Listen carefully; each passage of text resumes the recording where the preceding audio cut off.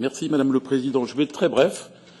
Je voulais féliciter la dame qui nous a fait cette présentation un peu plus longue que d'habitude. Je crois qu'elle avait 15 minutes de temps de parole et elle en a pris presque 35. Mais la féliciter parce que contrairement à la dernière fois, je vous en prie, puisque de toute façon il n'y a quasiment plus de députés, ça paraît très objectif et il n'y a aucun parti pris politique.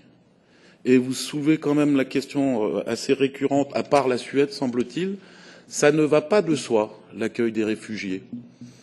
Et pour les réfugiés, et pour les peuples qui les accueillent, notamment en Allemagne, et vous l'avez dit, sans jugement, et je voulais vous en féliciter. C'est tout ce que j'aurais à dire, Madame le Président. Merci.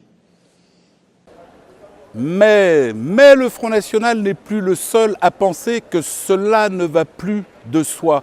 Cela ne va plus de soi, que, effectivement et réellement, la migration est économique.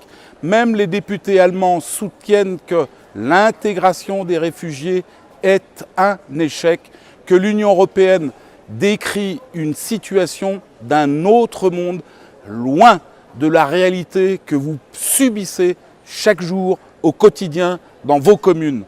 Regardez. Mais vous savez, il y a beaucoup de réunions en même temps.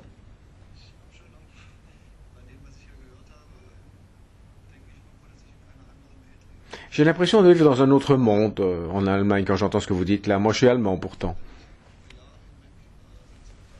Depuis 2015, en Sachsen-Anhalt, j'ai vu ce qui se passait. J'ai accompagné la situation. Il y a de plus en plus de réfugiés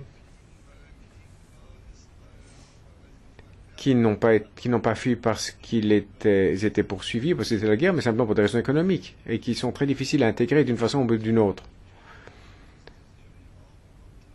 Vous savez que les réfugiés qui arrivent peuvent recevoir jusqu'à 600 heures de cours. Et j'ai interrogé les enseignants après quel était leur ressenti après quelques heures de cours, et c'était abominable, effrayant. Et ils ont l'impression effectivement que pour les réfugiés, l'important c'était l'argent, point. Ils doivent suivre des cours pour avoir de l'argent parce qu'ils ont une famille, c'est tout. Mais il faut davantage. Et ils nous disent ça ne suffit pas, il faut plus d'argent. Alors c'est magnifique la théorie, mais dans un pays comme l'Allemagne, ça marche pas. En tout cas, d'après les informations que j'ai depuis mon land, je crois que nous avons d'énormes problèmes. Ça ne fonctionne pas aussi bien que vous le dites. Surtout pour les personnes qui, fondamentalement, ne sont pas persécutées, ne se trouvaient pas dans des situations de guerre, mais sont des réfugiés économiques. Et moi, je suis tout à fait d'accord pour qu'on aide les personnes qui sont poursuivies à cause de la guerre ou qui sont persécutées, mais il y a d'autres raisons pour lesquelles ils viennent vers l'Europe. Simplement parce qu'ils essaient d'avoir un meilleur avenir économique, ce que je comprends parfaitement, je ne le critique pas, mais la situation en Allemagne est tout à fait différente de celle que vous venez de décrire il y a quelques minutes, en tout cas d'après ce que j'ai pu constater sur place, je tenais à vous le dire quand même.